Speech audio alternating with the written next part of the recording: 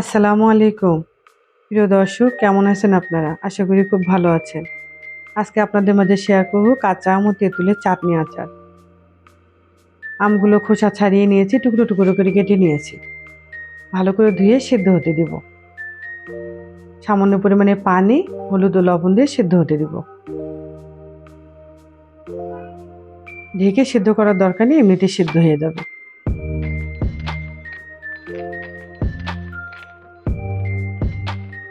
একটু গলিয়ে নিব। আধা ভাঙা হলে খেতে ভালো লাগে আচারটা।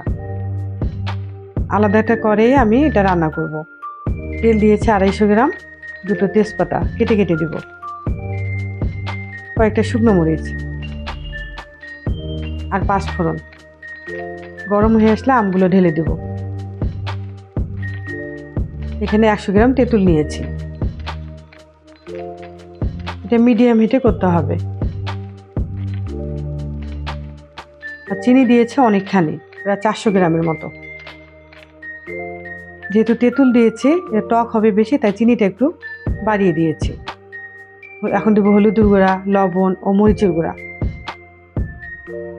এটা করতে করতে কালারটা চেঞ্জ হয়ে আসবে। খিচুড়ি বিরিয়ানির সঙ্গে খুব মজা এই আচারটি।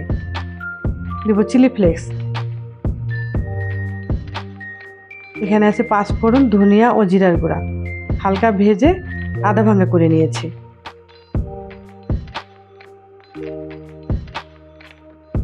বিট লবণ।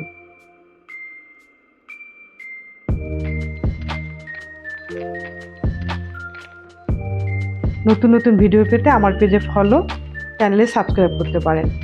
সবশেষে দেবো ভিনেগার বা সিরকা। ভিনেগার দিলে অনেক দিন রেখে খাওয়া যায়, নষ্ট হওয়ার সম্ভাবনা থাকে না। একেবারে আঠা আঠা হয়ে গেছে। আর এইভাবে ট্রাই করবেন। ভিডিওটি ভালো লাগলে একটা লাইক দিবেন। আর শেয়ার করতে ভুলবেন না। প্লিজ আপনারা অবশ্যই শেয়ার করবেন। আপনাদের একটা শেয়ার আমাকে অনেক উৎসাহিত করবে। ভালো থাকবেন, সুস্থ থাকবেন। আল্লাহ হাফেজ।